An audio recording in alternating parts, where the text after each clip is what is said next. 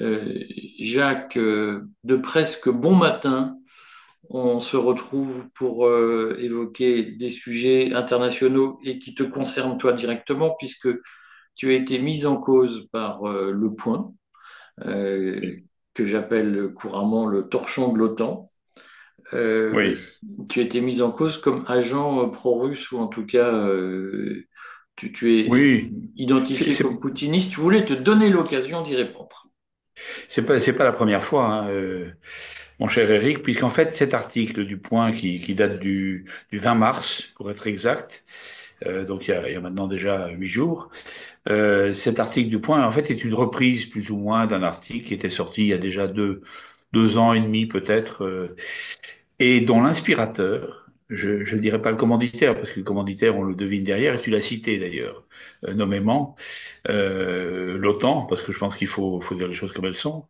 Donc l'inspirateur direct est un officier de marine français, le vice-amiral Patrick Chevalleroux, qui est d'ailleurs cité en fin d'article, ce qui manque pas de sel, à mon avis. Et alors, ce personnage est intéressant parce que c'est le fils d'un officier de Légion estimable, le général Chevalleroux, qui est mort il y a maintenant 10 ans, qui était un personnage qui avait fait l'Indochine, l'Algérie, qui était un officier valeureux. Et il a commis un fils qui est moins valeureux, je dirais, qui est, à mon avis, un amiral de salon, beaucoup plus habitué, je dirais, au cabinet et aux, aux officines diverses et variées, en particulier de l'OTAN, dans laquelle il a beaucoup servi, après avoir été gradué du NATO Defense College.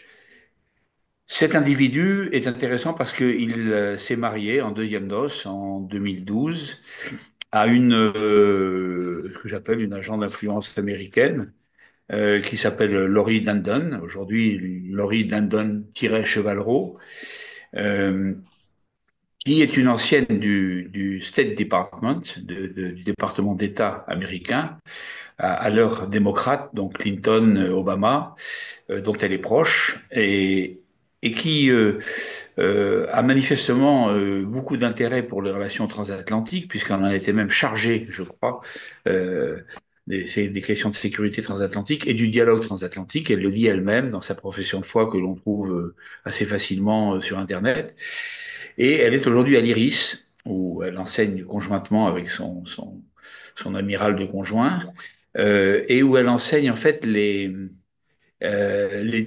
cite, hein, les nouveaux outils de politique étrangère et de défense, en particulier les régimes de sanctions, c'est intéressant, les cyberoutils et les drones. Alors, on dit aussi qu'elle possède une vaste expérience des groupes de réflexion et du gouvernement américain. Elle a une solide expérience au sein de The Albright Group, LCC, le cabinet international de conseil stratégique basé à Washington. Elle travaille pour la fondation Bertelsmann, qui est la branche américaine de l'un des principaux groupes de réflexion allemands, et elle participe à différentes questions de sécurité internationale, nous dit-on, en particulier la collaboration américano-européenne à propos de l'Iran et du Moyen-Orient. Suivez mon regard. Et cette personne a occupé dans le temps les fonctions de conseillère particulière de l'envoyé spécial du président et du secrétaire d'État des États-Unis d'Amérique pour les Balkans. Voilà, donc c'est un peu un résumé de mon histoire à contrario, si je puis dire. Et je me suis intéressé à cette personne parce que il est évident que c'est elle l'inspiratrice réelle de ces campagnes dans le Point, où elle se sert du nom de son mari et de la petite réputation de ce vice-amiral à la retraite. Et comment d'ailleurs le mode opératoire est intéressant, puisque tu sais que à une autre échelle, mais moi aussi je suis comme régulièrement l'objet d'attaques ciblées. C'est quoi le mode opératoire? Comment se fait-il que Le Point, qui est une propriété de François Pinault, à ma connaissance, euh, devienne un véhicule de propagande de textes écrits par des officines, puisque c'est ça au fond que tu nous dis. Oui, alors mais c'est pas nouveau. Si tu veux, le point a pris ce tournant-là. Maintenant, c'est très clair, hein. Je te dis, je l'ai vu depuis le début de la guerre en Ukraine, en fait, hein. Il fallait désigner des boucs émissaires, les pointer du doigt, pour discréditer à l'avance, ce qu'ils pourraient dire d'ailleurs, hein. Moi, j'avais pas encore écrit mon livre sur les causes réelles, selon moi, de la guerre en Ukraine, que j'étais déjà pointé du doigt comme poutinolâtre ou agent poutiniste, agent du Kremlin ou je sais pas quoi, ou je sais pas quoi. Alors que ma position elle est toute simple. Moi, je suis français, je suis patriote. Je peux étendre une certaine affection à l'Europe continentale, mais certainement pas à l'Union européenne, qui dévoie en réalité les États-nations, qui veut les annihiler, qui veut en rendre finalement les amener à un statut de Länder comme et rien d'autre dans une Europe fédérale commandée d'une main de fer depuis Bruxelles par la Führerin Ursula von der Leyen ou quelqu'un d'autre qui se substituera à elle inévitablement si elle doit être mise de côté.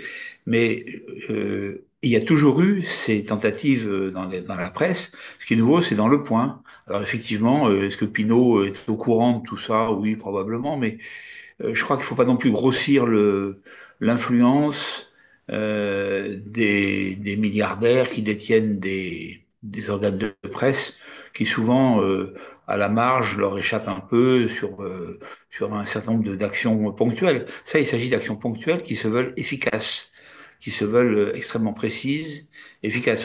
Alors, je suis pas le seul cité dans cet article. Ce qui est intéressant, c'est que il y a mon ami Alain Corvèze, hein.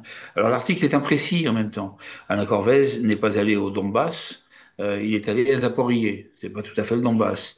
Moi, je défends depuis des années les Serbes du Kosovo.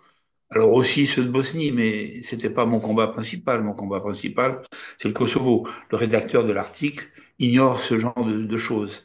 Le général Jean Morin, qu'on présente aujourd'hui comme étant à la tête de quelques associations d'anciens légionnaires, non, non, il est le président de la Fédération nationale des sociétés d'anciens de la Légion étrangère. Et c'est à ce titre qu'il vient de remercier le général Yakovlev, qui en était membre, membre du comité d'administration et représentant pour la région parisienne. Suite à ces derniers propos un petit peu incendiaires et irresponsables et ineptes dans la presse. Donc voilà, il faut dire les choses comme elles sont précisément. Le général Pinatel, alors on lui rajoute ses 85 ans, pourquoi? Bah, pour dire qu'il est vieux, hein. Il est Alors que le général gâteux. Pinatel, oui, pardon, oui, il a toute sa tête. Je suis pas d'accord avec lui sur un certain nombre de choses, hein, il le sait très bien. On est, euh, on est en désaccord, en particulier sur les questions, sur l'approche que nous avons, lui et moi, des questions du Moyen-Orient, du Proche-Orient. C'est une notoriété publique. Mais en même temps, je l'aime bien. J'ai du respect pour lui, j'ai de l'amitié pour lui, j'ai de l'estime pour lui. C'est un garçon intelligent. Pourquoi est-ce qu'il est du collé 85 ans qui vise effectivement à le diminuer en réalité donc tout ça sont des procédés, c'est comme Caroline Galateros, euh, on lui rajoute l'étiquette Éric Zemmour ben pour lui ficher un coup aussi, alors qu'elle est une fille brillante. On peut l'aimer ou pas l'aimer, on peut être d'accord avec elle ou pas être d'accord avec elle, mais pourquoi essayer voilà, de s'en prendre ad hominem aux gens pour essayer de les ridiculiser ou de les diminuer ou de faire que... Donc ce sont des procédés qui sont connus, c'est simplement insupportable que des hebdomadaires français comme Le Point qui ont une réputation, qui ont une ancienneté, se livrent à ce petit jeu méprisable en réalité. Sur le fond, parce que les gens ont aussi besoin d'entendre si l'article est fondé ou pas. Et tu sais que sur le courrier, on donne la parole très À tout le largement à monde.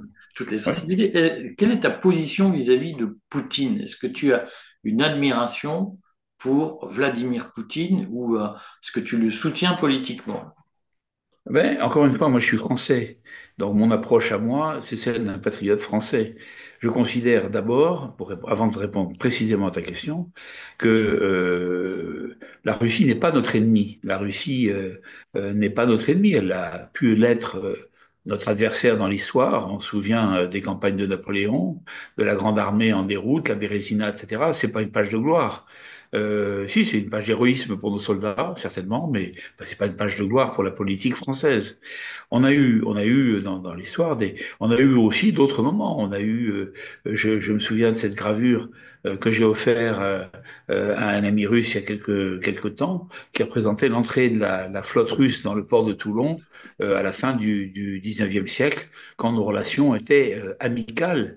Nous étions non seulement amis, mais alliés, alliés mais amis. Bon, avec la Russie.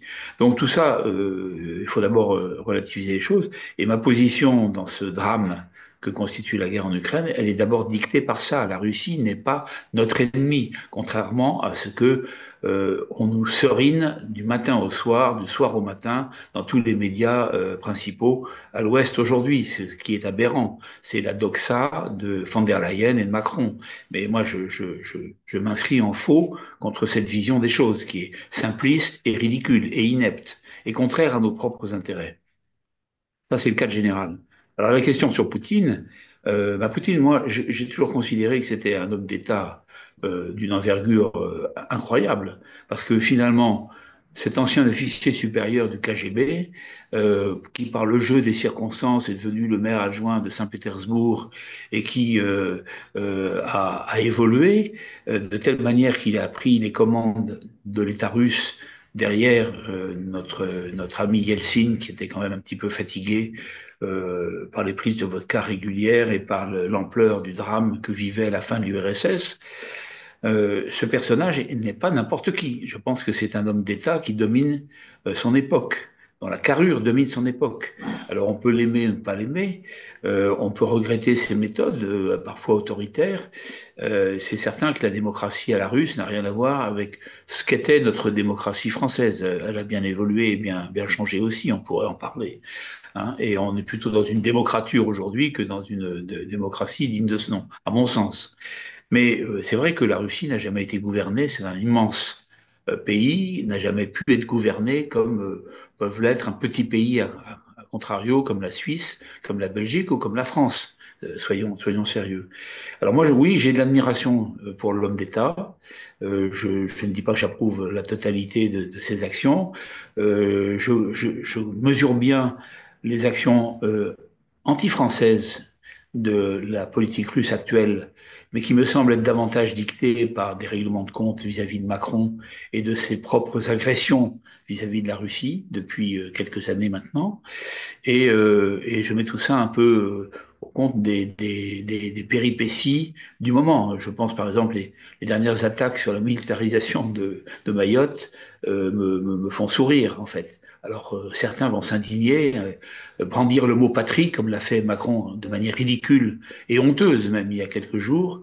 Ça me choque profondément parce que qui n'a rien à faire de la patrie France, si ce n'est Macron et son régime, hein, qui sont vendus au fédéralisme européiste, mondialiste, incarné par von der Leyen et la clique de Bruxelles aujourd'hui. Donc voilà ce que je peux dire. J'ai plus d'admiration en tout cas pour Poutine que pour Zelensky, qui a fait preuve d'un certain courage, mais qui est au fond un triste personnage, corrompu, sa richesse personnelle est faite. Je pense qu'il n'en a plus pour très longtemps à tenir les commandes de l'Ukraine, mais il sera vraisemblablement pas inquiété et il pourra couler des jours heureux sur une quelconque Riviera, avec tout l'argent qu'il a pu mettre de côté à partir des prélèvements automatiques faits sur les prébendes que nous lui avons généreusement accordées jusqu'à avant-hier, puisqu'on lui a recollé encore 2 milliards d'euros supplémentaires qui auraient permis d'investir dans un certain nombre de domaines urgents en France, comme la santé ou les prisons ou la sécurité publique. Hein. Et on pourrait en parler longtemps. On en profite pour glisser quand même que la rumeur court d'un envoi de troupes franco-britanniques en Ukraine, sur le front ukrainien, au mois d'avril, en tout cas Oui, j'ai vu ça. dans les prochains jours. Est-ce que tu penses que c'est la faute de trop qu'Emmanuel Macron va commettre, puisque cette idée d'envoyer des troupes françaises, il a cette idée depuis longtemps, c'est obsessionnel pour des raisons mystérieuses. Est-ce que tu penses que ça peut mettre la nation française en péril? Alors, Oui, cette idée est obsessionnelle, mais elle est restée au stade de la communication ou des rumeurs, comme tu viens de le préciser, ce qui est juste. Alors, de quoi s'agit-il au fond? Il s'agit d'un axe euh, franco-britannique. Alors moi, je me méfie toujours. Mon père était Saint-Cyrien de la promotion Amitié franco-britannique et il me disait cette promotion est sans nom. Elle est sans nom parce que on est sorti en 40 et que nos ennuis ont commencé avec la Grande-Bretagne dans la foulée. Ah, bon, je me permets de dire ça en passant, mais euh, moi, je me suis confronté un petit peu aux Britanniques au Kosovo en 1999. Je n'ai aucune confiance, ni dans la politique, ni dans nos camarades des forces spéciales britanniques. Ça, je peux le dire en connaissance de cause et Pourquoi? sans parti pris. Parce que ces gens-là n'ont jamais aimé la France, ces gens-là ont toujours considéré que nous étions finalement des sous-Européens ou des empêcheurs de tourner en rond, etc. Donc, ne nous bassinons pas avec l'amitié franco-britannique, s'il vous plaît. Voilà ce que je dirais en entrée. Mais Macron a établi une relation amicale et en tout cas intéressée réciproquement avec Starmer. Et donc leur idée, mais ils sont seuls aujourd'hui, hein, il faut quand même souligner, aucun autre État européen ou de l'OTAN ne veut les suivre hein, sur ce terrain-là. Et en plus, il y a des rumeurs contraires, parce que il y a effectivement cette rumeur qui circule d'un déploiement de quoi? De quoi? De quoi parle-t-on? De quelques milliers d'hommes symboliques pour essayer de nous impliquer dans la guerre. Et si c'est ça, c'est gravissime. Si c'est ça, ces deux hommes prennent la responsabilité d'un entraînement vers une troisième guerre mondiale et d'impliquer leur propre pays, auquel ils ne croient pas ni l'un ni l'autre, dont ils n'ont aucune considération pour les habitants et pour leurs concitoyens, l'un et l'autre, dans une guerre qui sera ravageuse, parce que on sait d'avance que nous n'avons pas les moyens de la mener. C'est une question de volume d'hommes, c'est une question de volume de munitions, c'est une question de volume d'armes et d'armements sophistiqués en particulier, que nous n'avons pas en nombre. Et ni les Anglais, ni les Français, alors que nous sommes peut-être les deux meilleures armées du monde ouest européen aujourd'hui. Mais en réalité, tout ça ne tient pas. Je veux dire, c'est de la gesticulation, de la communication, c'est pour peser dans le paysage. On a l'impression, qui n'est pas qu'une impression d'ailleurs, qui est une réalité, d'avoir été totalement marginalisé. Finalement, la discussion se tient entre Américains et Russes, principalement, Américains et Ukrainiens un petit peu. Puis alors nous, on est là à dire, on existe, on existe, on existe. Donc cette réunion de Paris, il y a quelques jours, euh, dont d'ailleurs Zelensky est sorti dépité. Il a ramassé 2 milliards d'euros sur le dos des Français, certes, mais il en est sorti dépité. Et on lui a annoncé quelques matériels supplémentaires. Alors nos vieux VAB qui ont 50 ans d'âge aujourd'hui, nos vieux chars à roues, petits chars à roues, je dirais automitrailleuses améliorées que sont les AMX-10 RC, alors, quelques systèmes d'armes plus sophistiqués, bien sûr, les missiles, Scalp, Mistral, etc. Mais tout ça, pour quoi faire? Pour faire durer la guerre un mois de plus? Pour essayer de lui permettre à Zelensky d'être un peu en moins mauvaise posture lors de négociations qui vont lui être imposées par l'axe Washington-Moscou et auquel il ne coupera pas. Donc, moi, je pense que dans leur barbe, Vladimir Poutine et Donald Trump doivent rigoler quand même, dans leur barbe. Ils doivent bien rigoler, parce que c'est de l'agitation européiste, mais qui quand même montre que l'Europe n'est pas solidaire, n'est pas unie, il n'y a pas un front uni, en dépit des annonces médiatiques du moment. Et donc moi je crois que, et puis alors on n'a pas les sources, on n'a pas les ressources si tu veux. Je pense que, comme l'a dit le général, le chef d'état-major de l'armée de terre, le général Chill, il y a quelque temps, l'objectif c'est de déployer une brigade aujourd'hui. Qu'est-ce que c'est qu'une brigade? Euh, et C'est 4000 demain, hommes, c'est à peu près ça, 4000 hommes. oui, c'est à peu près ça, oui. Et demain, en 2027 ou 28, une division, c'est-à-dire 15 000 hommes. Bon, C'est toute l'armée française hein, qu'on aligne là. C'est toute l'armée française. Je parle de ses forces vives, Hum. de ses unités combattantes. Je parle pas des services, de tout ce qui va avec la logistique, le renseignement, etc. Mais c'est les forces vives dont il s'agit.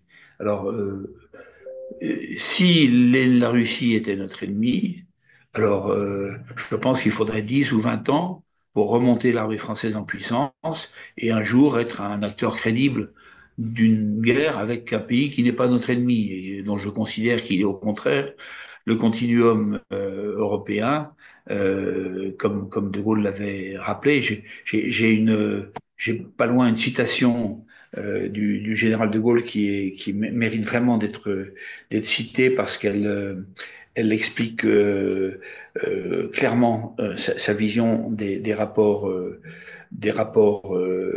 franco-russes et dans laquelle il évoque tout ça de manière très claire. À l'Assemblée nationale constituante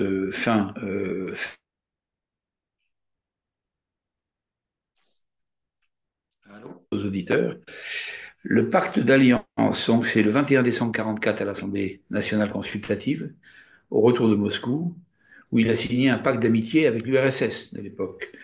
Et il dit le pacte d'alliance et d'assistance mutuelle que la France vient de conclure avec la Russie répond à une tendance rendue dans les deux pays naturels et traditionnels par les épreuves de leur politique européenne.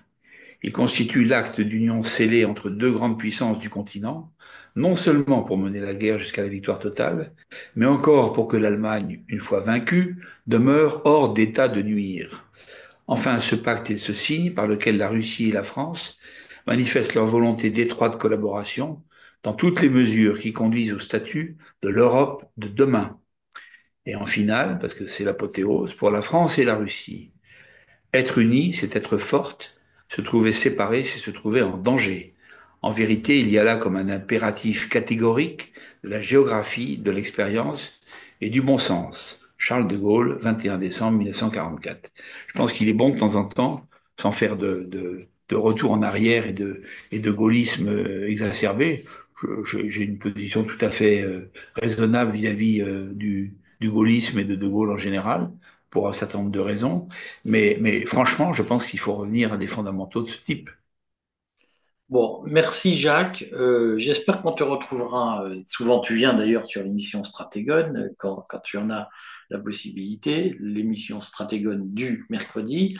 J'espère qu'on te retrouvera parce qu'à mon avis, si les rumeurs se confirment, il va bien y avoir un activisme de Macron et de Starmer pour engager des troupes sur le front ukrainien, alors sous l'aspect officiel de force de réassurance, dont personne n'a compris ce que ça signifiait, et ce sera Moi, l'occasion d'intervenir. tu vois, j'ai échangé avec un ami qui s'appelle le général d'armée Pierre de Villiers, ancien SEMA, il y a quelques jours, qui m'a dit je souscris, Jacques, à toutes tes analyses et à toutes tes mises en garde.